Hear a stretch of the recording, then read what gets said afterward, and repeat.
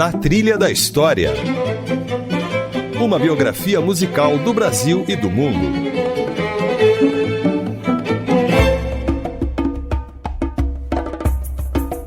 Olá, eu sou Isabela Azevedo e este é o Na Trilha da História. Hoje vamos falar sobre a participação brasileira na Segunda Guerra Mundial. Este é o primeiro de 2 programas sobre o tema. No episódio de hoje, o historiador Francisco César Ferraz nos ajuda a entender o perfil dos combatentes brasileiros e o pesquisador Vinícius Mariano de Carvalho revela algumas das músicas que foram compostas e gravadas pelos combatentes brasileiros durante o conflito. Uma relíquia. Mas antes dessas entrevistas, vamos ouvir um resuminho dessa história?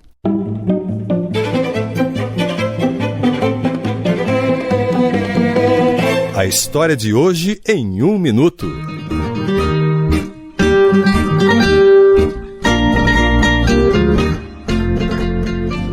Uma lenda envolvendo a participação do Brasil na Segunda Guerra dizia que o líder da Alemanha nazista, Adolf Hitler, teria falado que era mais fácil uma cobra fumar do que os brasileiros partirem para o combate na Europa.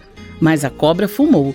O Brasil entrou oficialmente no conflito em 1942 e os soldados foram para a Europa em 1944.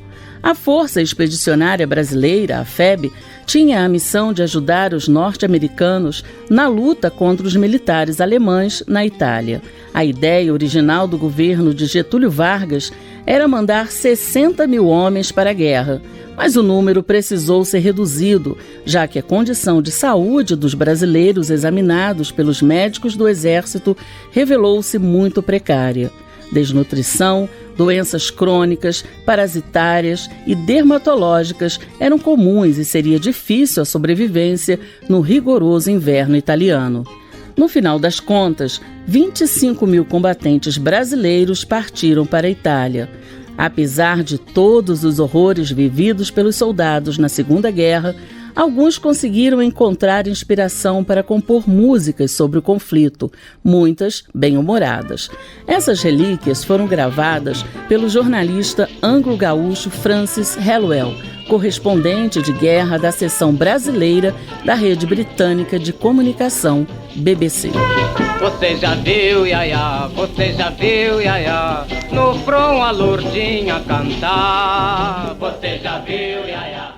E neste primeiro programa sobre os brasileiros na Segunda Guerra Mundial, vamos abordar principalmente o perfil dos homens que embarcaram para a Itália e as músicas compostas durante o conflito. Para falar sobre esse assunto, temos 2 convidados. O primeiro é o historiador Francisco César Ferraz, doutor em História pela Universidade de São Paulo, professor da Universidade Estadual de Londrina e autor dos livros Os Brasileiros e a Segunda Guerra e A Guerra Não Acabou. O segundo entrevistado é o pesquisador Vinícius Mariano de Carvalho, professor e pesquisador do Brasil Institute, do King's College, em Londres, que ajudou a rede britânica BBC a recuperar essas músicas gravadas em plena guerra. Vamos falar primeiro, então, com o Francisco, que já está na ponta da linha. Professor, muito obrigada por ter aceitado o nosso convite para participar do Na Trilha da História. Eu que agradeço. É sempre bom, uma boa oportunidade para falar sobre esse assunto que apaixona.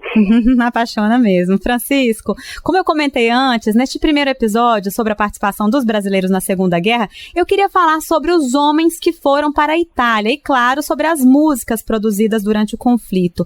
Você conta no seu livro, Os Brasileiros e a Segunda Guerra, que o envio dos nossos militares para o conflito foi finalmente decidido em janeiro de 1943, durante um encontro do presidente Getúlio Vargas com o presidente norte-americano Roosevelt, em Natal, no Rio Grande do Norte. O plano inicial era enviar 60 mil homens. Era isso? Sim, a ideia original era enviar 3 divisões, ou seja, um corpo de exército, que somaria 60 mil homens.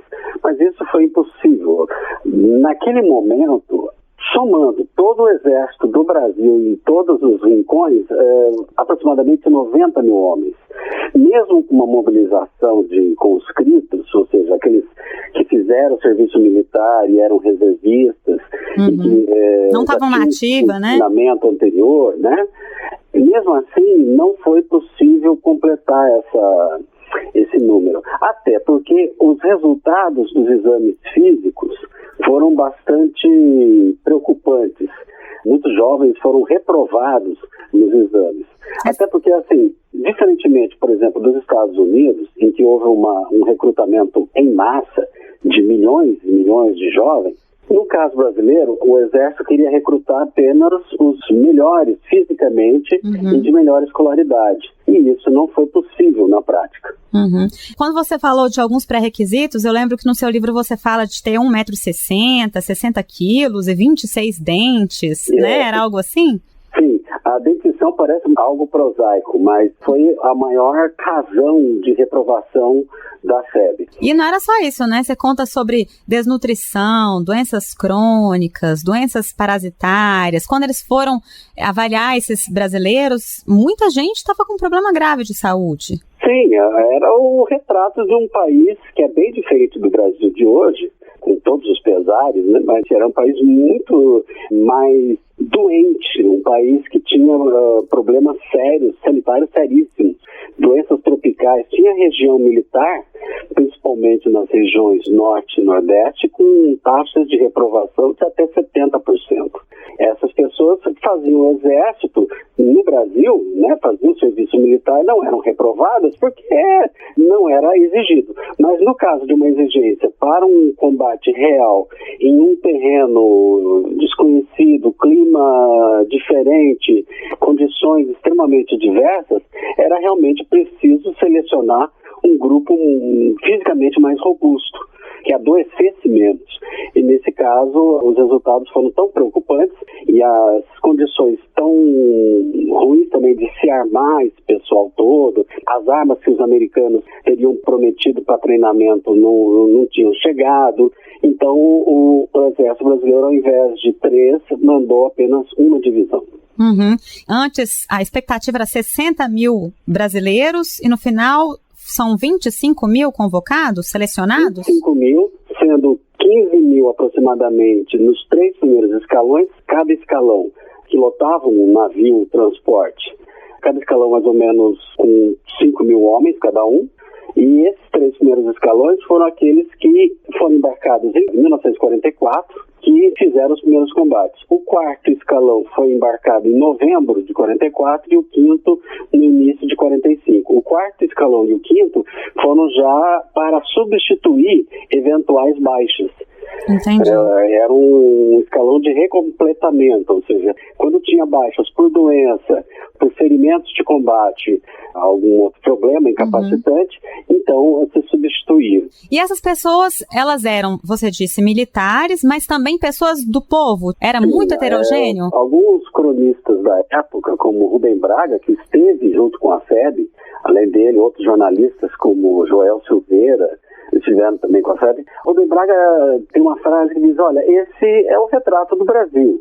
São de todas as regiões, de todas as cores, de todos os credos. É claro, é uma visão, vamos dizer assim, romantizada. O que se tem de conhecimento sobre o perfil desses combatentes é que, em geral, eles eram jovens trabalhadores urbanos, recrutados no meio civil, a esmagadora maioria. Não eram, portanto, militares de carreira, eram civis que tinham sido convocados, que tinham feito o serviço militar ou estavam fazendo. Muito poucos voluntários. O número de voluntários mais próximo que nós conseguimos da documentação da FEB, que é uma documentação que está espalhada por várias unidades no Brasil, por isso é muito difícil conseguir pesquisar a FEB em alguns tópicos, né? O número de voluntários é mais ou menos, não passa de 2 mil. Olha só, desses 25 mil, né? Entre 25 mil, o número de voluntários mesmo não passa de 2 mil. O número mais correto que eu tenho é 1.570, mas pode ser que tenha mais, né? Porque esse é de um relatório de 44, pode ser que em 45 tivesse sido mais. De qualquer maneira, foram poucos os voluntários em comparação com o número de pessoas que foram convocadas. A maior parte era da zona urbana, de jovens, né, de 20, 23, 25 anos. Então, pessoas que estavam começando a vida profissional e, em termos raciais, era um perfil bem semelhante ao perfil da população brasileira daquela faixa etária. Agora, a maior parte era alfabetizada. No Brasil, naquele momento, você tinha mais de 50% de jovens daquela faixa etária, 20, 29 anos, você tinha mais de 50% analfabetos. Na FEB, os registros que nós temos é apenas de 6%. Perfeito, Francisco. Vou dar uma paradinha no nosso papo para ouvir nossa primeira música de hoje, que tal? Pode ser? É uma gravação do conjunto da Cobra Fumando, grupo musical formado pelos soldados Valdemar José de Braga, Rubens Mariano Pacheco, Alcides Lourenço da Rocha, Milton Gonçalves, Valêncio Martins, Otávio de Paula e Natal Vieira Silva, nossos heróis combatentes.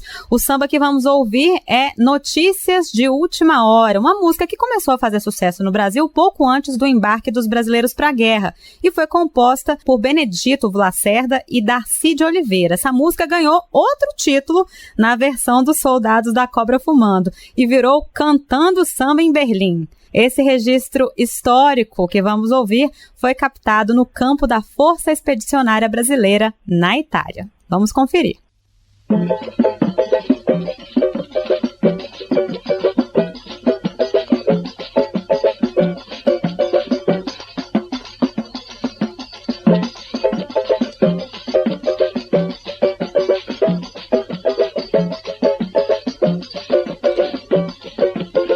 Infelizmente a notícia de última hora.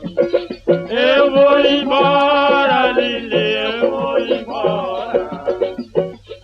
A minha fantasia de Titi seja meu irmão mais velho que se liberta por mim. A voz do dever me chamou, Lili. Essa razão que eu vou partir, mas levo na mochila um tamborim. Vou passar o carnaval cantando samba em Belém, cantando samba em Belém, cantando samba em Belém. Infelizmente a notícia de última hora. Eu vou embora, Lili, eu vou embora. A minha fantasia de ti seja meu irmão mais velho que se diverta por mim. A voz do dever me chamou. Essa razão que eu vou partir, mas levo na mochila um tamborim. Vou passar o carnaval cantando samba em Belém, cantando samba em Belém, cantando samba em Belém. Infelizmente a notícia de última hora. Eu vou embora, Lili, eu vou embora. A minha fantasia de ti seja meu irmão mais velho que se divirta por mim. A voz do dever me chamou, Lili. Essa razão que eu vou partir, mas levo na mochila um tamborim. Vou passar o carnaval cantando samba em Belém, cantando samba em Belém, cantando samba em Belém, cantando samba em Belém, cantando samba em Belém. Esta foi Cantando Samba em Berlim, gravada pelo conjunto da Cobra Fumando, formado por soldados brasileiros em plena Segunda Guerra Mundial. Um registro histórico precioso para a nossa trilha sonora, para o papo com o historiador Francisco César Ferraz e com o pesquisador Vinícius Mariano de Carvalho, professor e pesquisador do Brasil's Institute, do King College em Londres, que ajudou a rede britânica BBC a recuperar essas músicas. Na Trilha da História. No episódio de hoje, Brasileiros na Segunda Guerra. Professor Francisco, é emocionante ouvir esses áudios, né? Muito. Esse nome do conjunto musical dos brasileiros na guerra, A Cobra Fumando, remete a uma história ou até uma lenda muito curiosa sobre a possibilidade de o Brasil enviar os soldados para a guerra, né? Que história que foi essa? Bom, não há um consenso, na verdade, sobre de onde surgiu. A maioria entende que tenha sido por causa de um boato que teria corrido o Brasil naquela época, de que supostamente Hitler, quando soube que o Brasil declarou guerra, teria dito que seria mais fácil uma cobra fumar do que o Brasil embarcar e combater os soldados alemães. Então, um desafio, né? Essa, vamos dizer, uma das versões mais confiáveis, pode-se assim dizer, porque quando os brasileiros chegaram na Itália, o comandante-geral da FEB, general Mascarenhas de Moraes, mandou estampar e colocar no ombro de cada soldado, no uniforme de cada soldado, um dístico com um desenho com a cobra fumando. Então é como se dissesse, olha, nós chegamos. Mas também há outras versões, que tem ex-combatentes com quem eu conversei, que eu entrevistei, que disseram que não, que isso aí não é verdade, que a versão que eles conhecem que é a verdadeira. Uma das versões dizia que era uma expressão usada como se fosse a hora da verdade. Por exemplo, é a hora da cobra fumar. Entendi. Ou tomar alguma coisa como a hora da onça beber água. Essas né? coisas que então, a gente nunca vai saber, agora né? a cobra está fumando. Essa é também uma versão bastante interessante, que não deixa de ter o seu sentido. Outros já dizem que não, que era na época do treinamento, no Brasil ainda, que o trem serpenteava pela linha de ferro e eles viam o trem chegando e a locomotiva soltando fumaça. Olha aí, parece uma cobra fumando. Sinceramente, como isso é muito restrito a uma unidade, eu não acredito que tenha empolgado toda a FEB. Por isso eu acho que essas duas versões, a da expressão de como se fosse agora o bicho pegou, né? ou a expressão, ou o boato de Hitler, eu acho que essas provavelmente são as mais confiáveis em termos dessa expressão. De qualquer maneira, é uma expressão deliciosa, né? E assim, o Brasil tinha que fazer um pouco de graça dessa história também, né? Sim. O brasileiro teria que fazer um pouco de graça, né? Agora, essa primeira versão, quando você fala de Hitler, né, que teria mais fácil a cobra fumar um cachimbo do que o Brasil conseguir enviar seus homens para a guerra, revela uma certa descrença, talvez, né? E por que isso? A gente falou sobre o perfil dos brasileiros, perfil inclusive em relação à saúde, à classe social, mas em relação a treinamento, professor, porque eles não tiveram muito treinamento para ir para a guerra, né? Não, o treinamento foi bastante deficiente. Em parte porque as armas americanas com as quais os brasileiros deveriam lutar e que eles deveriam treinar com elas, se acostumar com elas, pequena parte foi encaminhada ao Brasil para treinamento. A maior parte da FEB, a esmagadora maioria, foi se apresentada as armas com que ia lutar, americanas, lá no teatro de operações.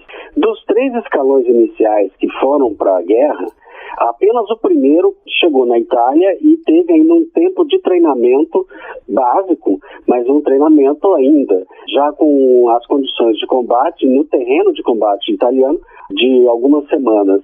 No caso do segundo e do terceiro escalões, que era basicamente... O primeiro escalão era um escalão que pegava pessoal de São Paulo, do 6º Regimento de Infantaria, mais unidades de artilharia, mais engenharia de combate, que era do Mato Grosso. Então, esse pessoal ainda teve um certo treinamento. O segundo e terceiro escalões, que pegava um pessoal mais do Rio de Janeiro, Minas Gerais e de outros lugares, esse teve mais dificuldades, porque eles foram aprendendo, sendo já empregados na frente de combate no início, calmas, né, com uma ou outra escaramuça, e começava a se adaptar à luta, e aí depois foram aprendendo na prática. Mas, infelizmente, o treinamento poderia ter sido melhor. Isso a gente está falando dos soldados do Exército, né? E na aeronáutica? Houve um treinamento maior? Na aeronáutica foi diferente, porque os pilotos foram encaminhados para o treinamento nos Estados Unidos. E o treinamento lá foi bastante eficiente. Então, eles dominavam bem os aviões, os aeroplanos com os quais eles iam combater. Eles já tinham uma grande experiência e, em geral, eram melhores pilotos do que os pilotos americanos, que eram também recrutados no meio civil. No caso brasileiro, não. Eles já eram profissionais. E no caso brasileiro, eles tinham muita prática por causa do Correio Aéreo Nacional. Então, tinham já, além de horas e horas de voo, eles também tinham experiência com vários tipos de aeronave e várias condições. Algo que foi muito útil para os brasileiros no combate. Perfeito. Vamos ouvir mais uma música, Francisco? Vamos. Agora é a vez de Caminha, Barco, Caminha, composta durante a viagem do primeiro contingente para a Itália e cantada na comemoração do 7 de setembro por Malagueta. Mas a gravação que vamos ouvir foi feita nos fundos de uma casa onde estava acantonado o pelotão da Polícia Militar da Força Expedicionária Brasileira. Vamos ouvir então Caminha, Barco, Caminha.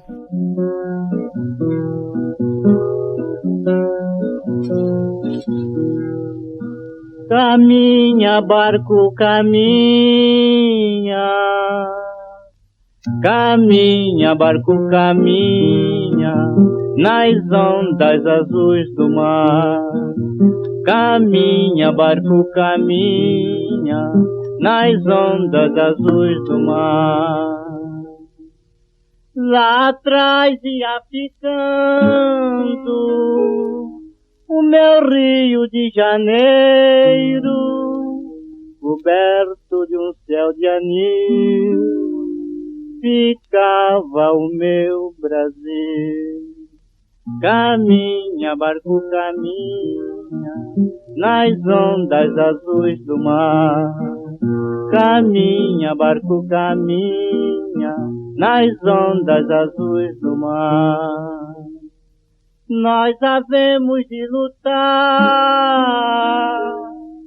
pra acabar com essa desgraça, pra mostrar ao estrangeiro o valor da nossa raça. Caminha, barco, caminha nas ondas azuis do mar. Caminha, barco, caminha nas ondas azuis do mar. Meu Brasil, ó meu torrão, levo no meu coração, terra que me viu nascer, por ela posso morrer. Caminha, barco, caminha nas ondas azuis do mar.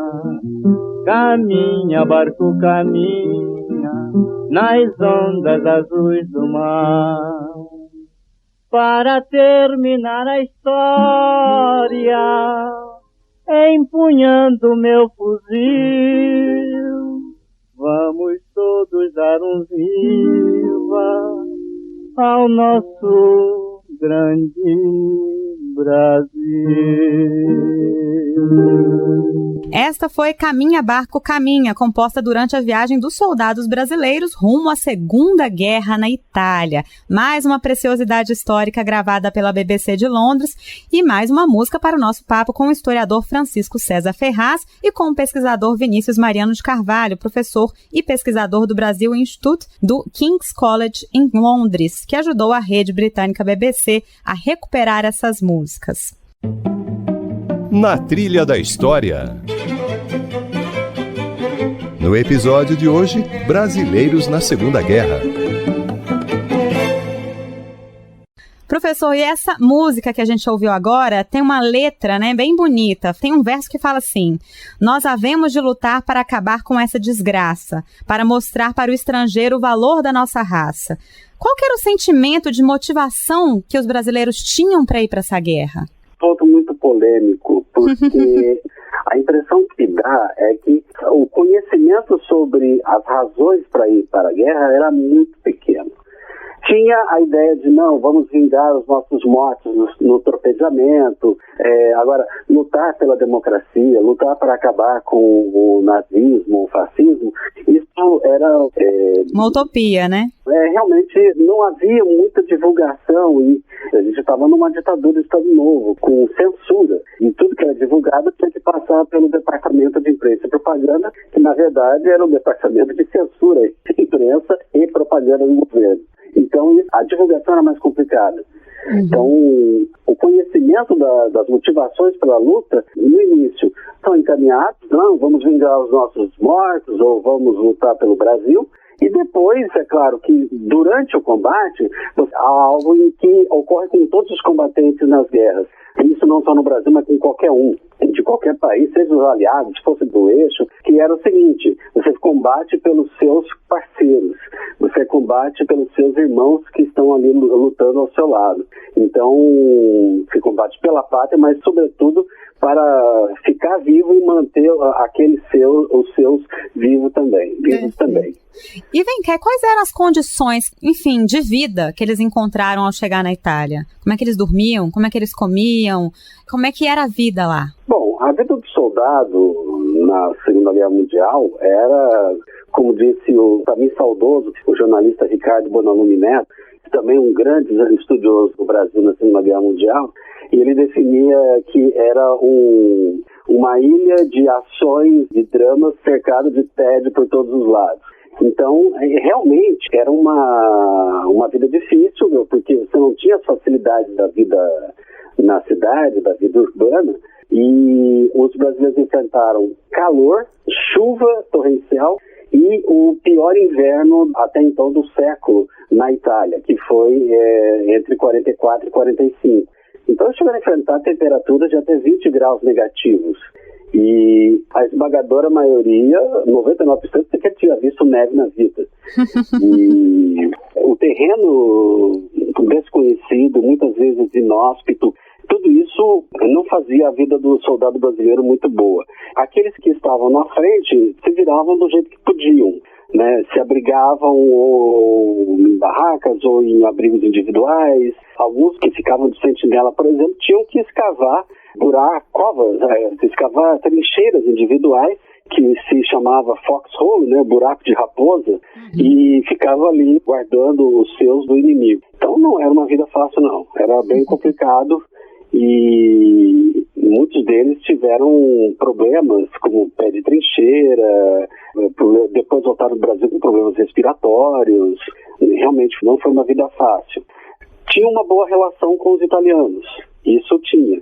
Enquanto os aliados faziam muitas recomendações para não confraternizar com os locais, os brasileiros faziam boas relações com as famílias italianas que ficavam nas redondezas.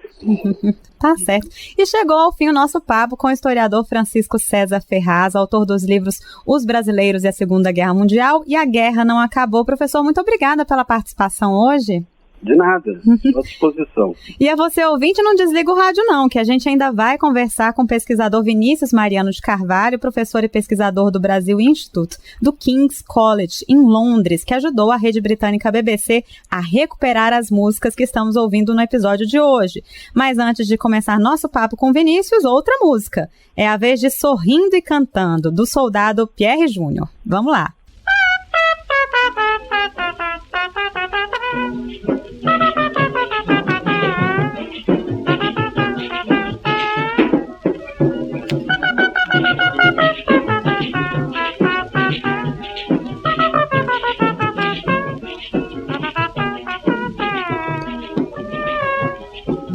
Sorrindo e cantando podemos levar o nosso pelotão ao apogeu.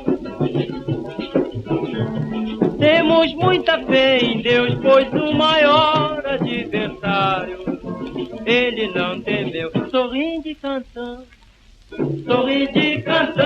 podemos levar o nosso pelotão ao apogeu. Temos muita fé em Deus, pois o maior adversário ele não temeu. Não queremos desfazer de ninguém, mas tem que ser o valor da terra quem der. Cantamos com orgulho, falamos sem paixão. Somos todos da oitava do primeiro pelotão, mas sorrindo e cantando. Sorrindo e cantando podemos levar o nosso pelotão ao apogeu. Temos muita fé em Deus, pois o maior adversário ele não teve. Sorrindo e cantando podemos levar o nosso pelotão ao apogeu. Temos muita fé em Deus, pois o maior adversário ele não temeu. É o famoso pelotão Guiné-Mé. que os avanços são pra ele de colher. Os seus comandantes de grupos, suas missões sabem impor. Seu sargento auxiliar e outro orientador, mas sorrindo e cantando. Sorrindo e cantando podemos levar o nosso pelotão ao apogeu. Temos muita fé em Deus, pois o maior adversário ele não teve. Sorrindo e cantando, sorrindo e cantando podemos levar o nosso pelotão ao apogeu. Temos muita fé em Deus, pois o maior adversário ele não teme.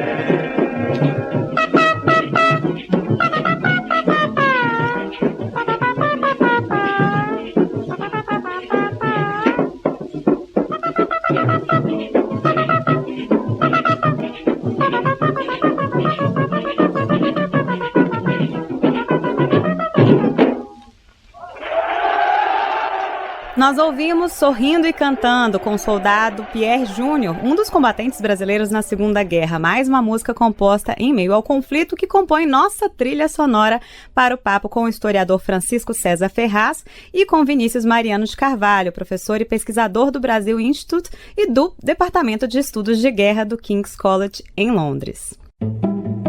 Na Trilha da História. No episódio de hoje, Brasileiros na Segunda Guerra. E agora nosso papo é com o pesquisador Vinícius Mariano, que ajudou a rede britânica BBC a recuperar essas músicas gravadas, essas relíquias, né, Vinícius? Exato. Pelos soldados na Segunda Guerra. Como é que foi esse trabalho de recuperação? Bom, primeiramente, muito obrigado por me convidar e participar desse programa com vocês. O trabalho foi um trabalho que já tem bastante tempo e já vem ocorrendo, a pesquisa eu já vinha fazendo por muitos anos. Por volta de 2008, eu soube de algumas gravações que existiam dessas músicas feitas por soldados. Já circulavam pela internet uma ou outra dessas gravações, principalmente no portal da FEB. Depois também eu soube que houve um disco gravado em 68, chamado Os Expedicionários em Ritmo. Esse disco foi feito com alguns soldados que participaram daquelas gravações primeiras da BBC. Era um disco de vinil, eu consegui uma cópia dele na ocasião.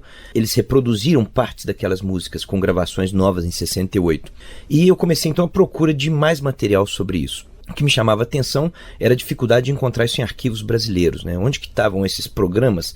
Todas as referências diziam de programas de rádio gravados pela BBC, pelo World Service, e pelo Chico da BBC, que era o correspondente. Exato, Francis Hallowell, que era o correspondente para a BBC Brasil no conflito. E passei muitos anos à procura desse material sem encontrar a coleção, digamos, completa ou mais completa possível disso. E aconteceu um daqueles bons acidentes no percurso de qualquer pesquisador, que no ano passado, um dos meus doutorandos, que é também diplomata brasileiro e attaché cultural na Embaixada Brasileira em Londres, a Ili Gadelha, e que tem uma pesquisa sobre arte na Segunda Guerra Mundial, que são outro capítulo, um capítulo à parte. Mas ele então me chama e diz que encontraram na Embaixada uma coleção de discos da BBC que eram referência à Segunda Guerra Mundial. Isso então, na Embaixada do Brasil em Londres. Do Brasil em Londres. Estavam arquivados lá. Então, imediatamente eu fui e encontrei aquela caixa com discos de 78 rotações, no total de 13 programas. Esses programas, eles não eram os programas todos que foram gravados, obviamente, porque muitos desses programas não eram conservados, propriamente dito. Eles eram produto de consumo, digamos assim, e não preocupavam-se em registrar e arquivá-lo.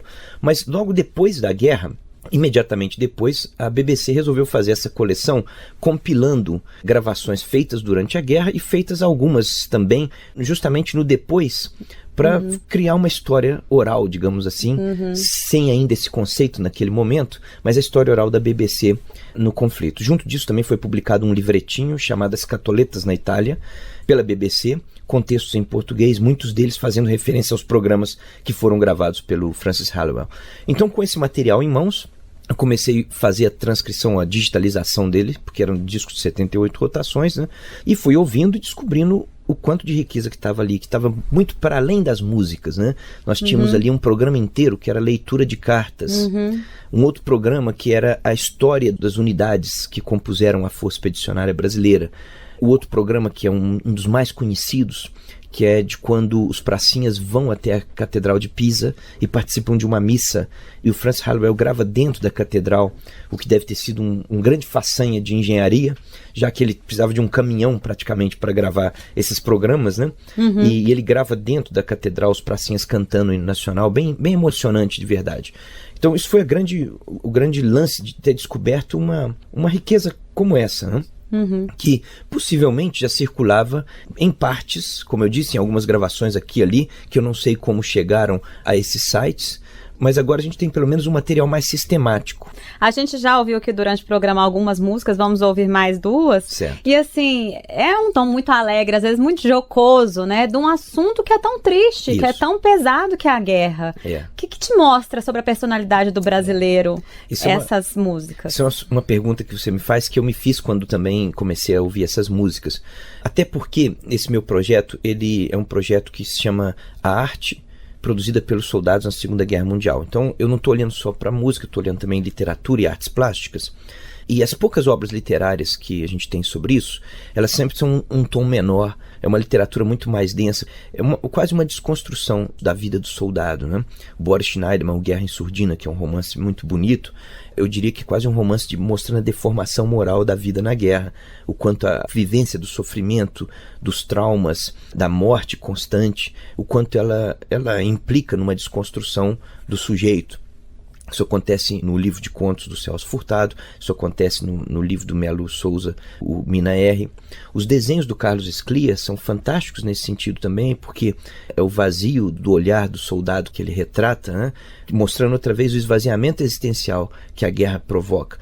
Por outro lado, aquela música festiva, uma música totalmente irônica, fazendo graça do dia a dia do soldado, ironizando com os inimigos. Exatamente. Né? Isso me chamou muita atenção, o quanto, na expressão artística da música, o papel catártico, ele se dá muito mais através da ironia e da jocosidade do que do traumático. Né?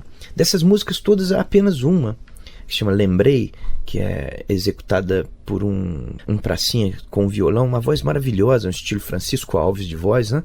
É a única que tem um tom mais reflexivo e, curiosamente, composta por um soldado que morre durante a guerra. Mas as outras são todas marchas, sambas emboladas, com muita graça e muita ironia. Isso me parece uma coisa muito, assim, curiosa em termos de análise musical, ou de análise de produção artística, porque essas músicas, elas nasceram no calor da batalha, elas não são reflexivas, elas não passam por um processo de depuração e reflexão do que se está se vivendo, né?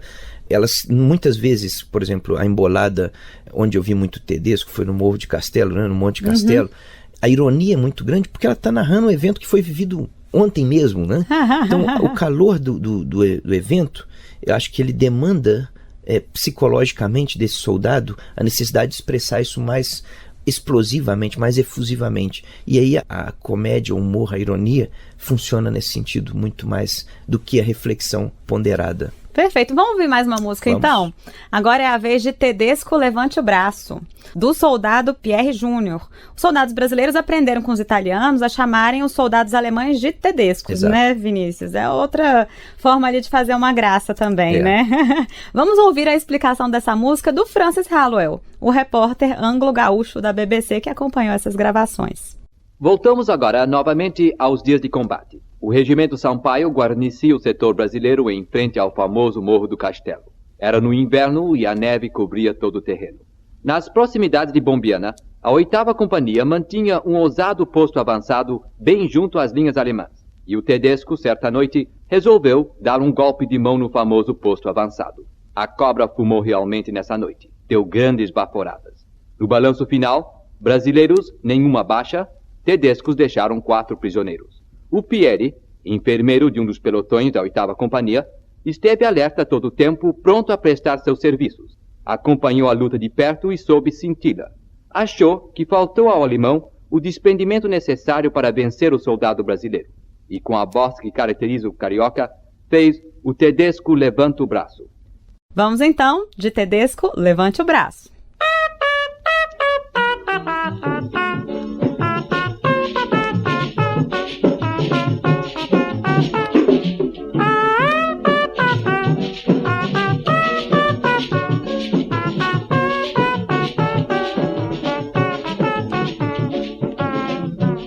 Tedesco, levante o braço e peça a paz. Tedesco, levante o braço que já é tarde demais. Resolve logo a tua situação, que lá vai tiro de metralha, de bazuca e de canhão. Oi, Tedesco, levante. Tedesco, levante o braço e peça a paz. Tedesco, levante o braço que já é tarde demais. Resolve logo a tua situação, que lá vai tiro de metralha, de bazuca e de canhão. Se você ainda não sabe quem está lutando nesta frente, abaixa as armas, Tedesco, e se apresente, porque eu vou dar um tiro de inquietação. Pois quem está aqui nesta frente é o famoso leão. Oi, Tedesco, levante. Tedesco, levante o braço e peça a paz. Tedesco, levante o braço que já é tarde demais. Resolve logo a tua situação, que lá vai tiro de metralha, de bazuca e de canhão. Oi, Tedesco, levante. Tedesco, levante o braço, essa paz. Tedesco, levante o braço que já é tarde demais. Resolve logo a tua situação, que lá vai tiro de metralha, de bazuca e de canhão.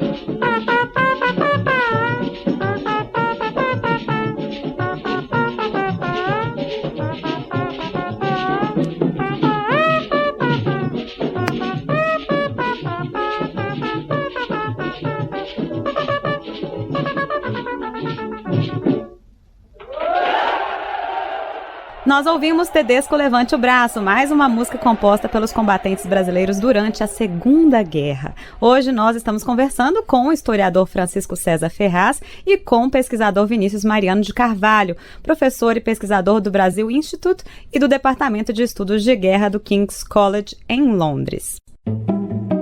Na Trilha da História. No episódio de hoje, Brasileiros na Segunda Guerra. Vinícius, emocionante, né, a gente ouvir essas músicas. Eu, particularmente, estava comentando contigo antes, fico mais emocionada por um assunto pessoal mesmo. Minha família, meu avô foi para a Segunda Guerra, não fez parte desse regimento, ele era aviador, né, ele era do primeiro grupo de aviação de caça, mas é algo que humaniza, né? Sim. Humaniza a guerra, de alguma forma, humaniza a nossa história, os nossos personagens, né, da história. Isso é muito importante que você diz, porque, de certa forma, a nossa macro-história negligenciou muito a experiência do Brasil na Segunda Guerra Mundial. Talvez, se nós olharmos de macro-história e quisermos dizer, mas foi uma participação muito pequena em comparação com o resto do mundo, ok, mas foram mais de 25 mil brasileiros que foram lutar na Itália e viveram situações que a gente não pode imaginar quais foram. Eu levo meus alunos do King's College anualmente por uma excursão pelos caminhos da Força Expedicionária Brasileira. Olha só. Fazemos essa excursão normalmente em fevereiro, perto do período que foi a conquista de Monte Castelo. E subimos o Monte Castelo com os alunos. Fazemos todos os caminhos por onde os pracinhas percorreram, lutando. Esse ano, particularmente, nós subimos com neve até o joelho, em fevereiro. Bem para ter a sensação. A sensação do que só faltou as metralhadoras alemãs atirando de cima para baixo. Nossa. Mas eu conto isso porque, para os meus alunos, eles falam, uau, se para nós é difícil hoje isso, a gente tem que se colocar no papel desse soldado brasileiro, muitas vezes saindo de um interior do Nordeste e que súbito cai no inverno europeu, no inverno dos Apeninos, e tem que combater durante a neve morando em foxholes.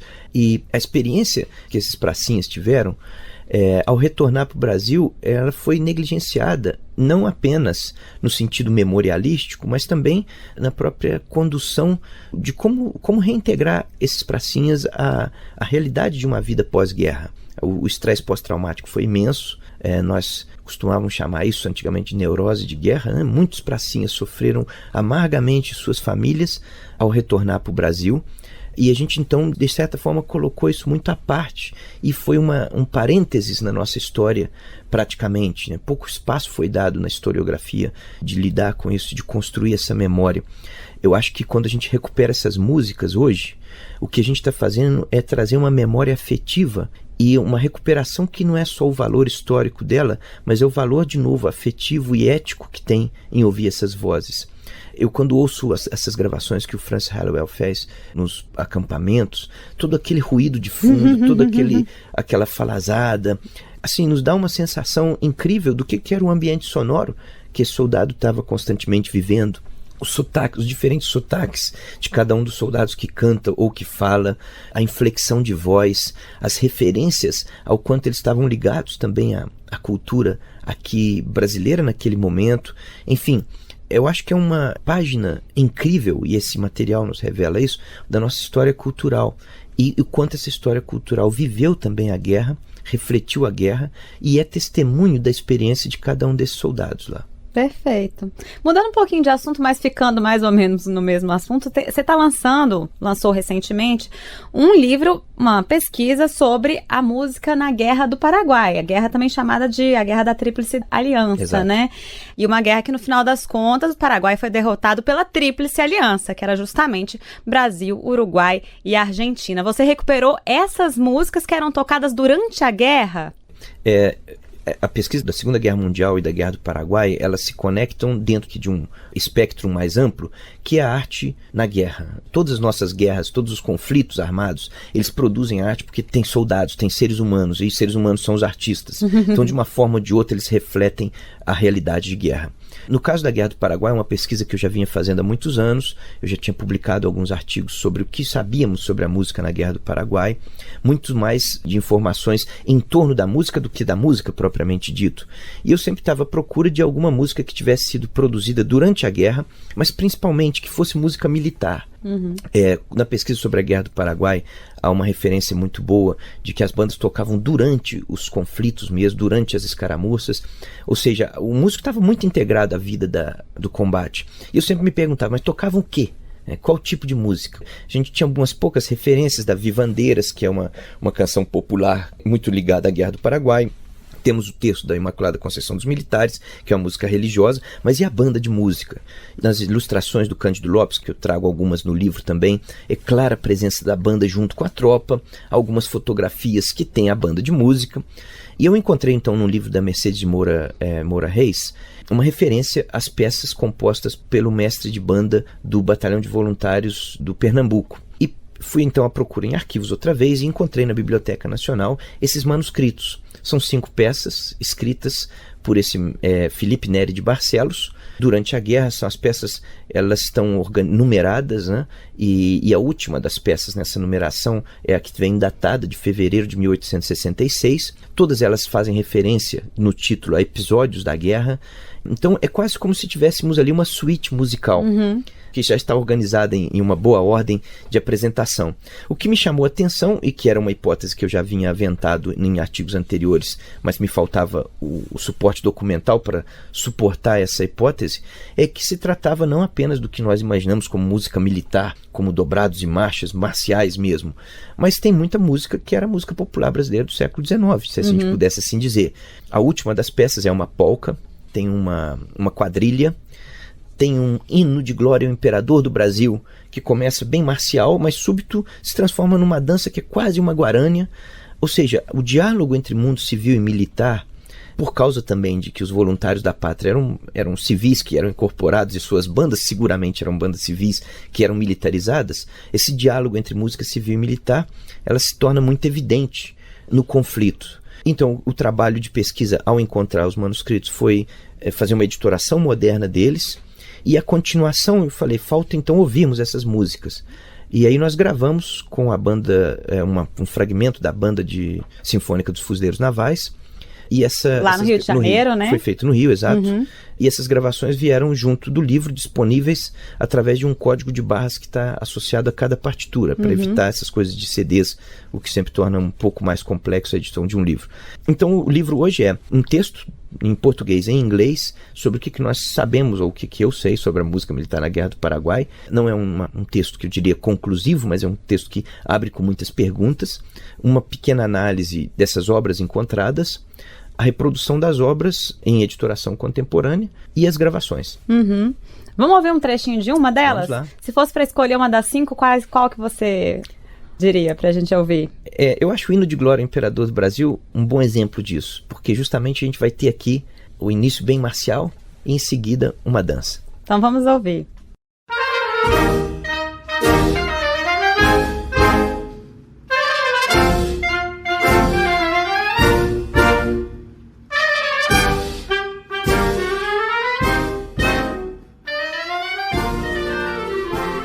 Vamos deixar a música também de fundo, né, Vinícius? Que a gente continua conversando. Certo. Como é que o ouvinte pode ter acesso à sua pesquisa? Vai ser publicado? Pode ficar na internet depois? Esse livro ele foi publicado pela editora da PUC Minas e no site da editora é possível encontrá-lo e adquiri-lo através do site da editora mesmo. Uhum. É o canal de acesso a ele por enquanto. E depois, quando você publicar a próxima pesquisa, será que no Facebook pode te achar também? Pode me achar também no Facebook, né? Vinícius Mariano de Carvalho, estarei lá. Se os ouvintes tiverem interesse em saber mais sobre isso, podem me acionar e também através do e-mail que está no site do King's College London. Enfim, é sempre um prazer compartilhar com outros pesquisadores e com pessoas interessadas as descobertas que nós vamos fazendo. É nesse diálogo é que a gente consegue construir essas pesquisas.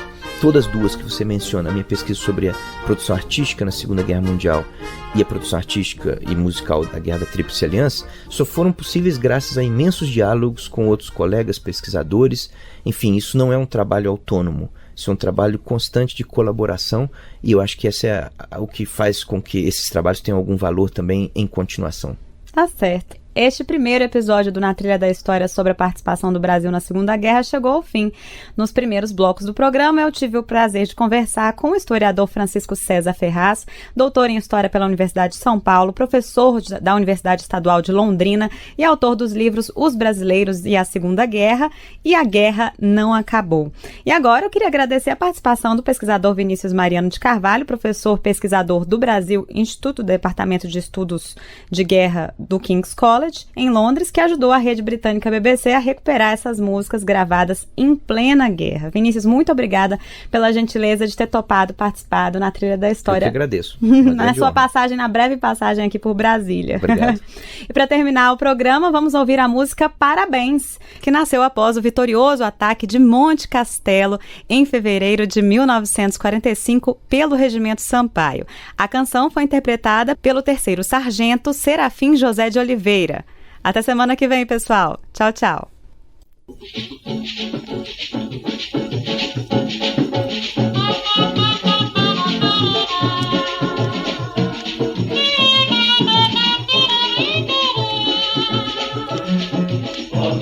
Missionária brasileira, eu te dou meus parabéns.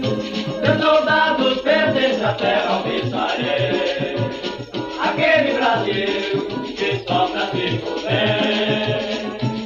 Os feitos do teu soldado têm mostrado o valor de um combatente audaz, porque ferir e matar não é pecado. A quem reprime a guerra e adora a paz, na grande vitória em Monte Castelo, cada soldado seu dever cumpriu, forjou o Regimento Sampaio mais um elo na febre para a história do Brasil.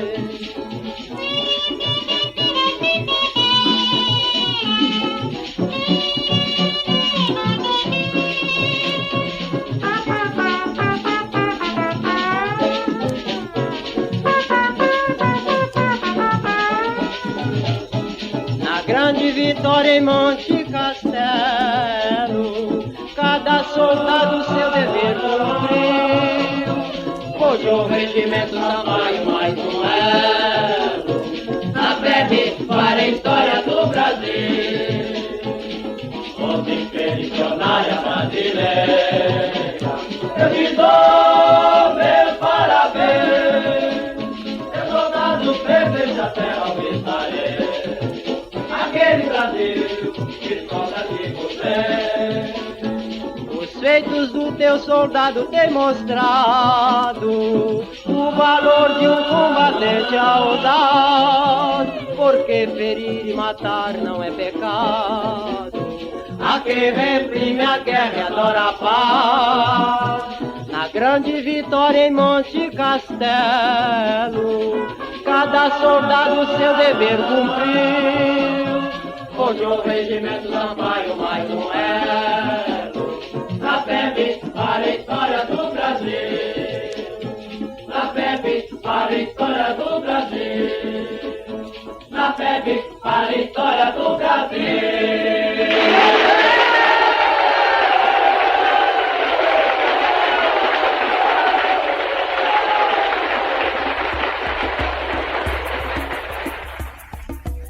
Na Trilha da História. Roteiro e apresentação Isabela Azevedo. Produção Lidiane Leles. O episódio de hoje contou com a locução de Solimar Luz. Esta é uma realização da EBC, Empresa Brasil de Comunicação. Na Trilha da História. Uma biografia musical do Brasil e do mundo.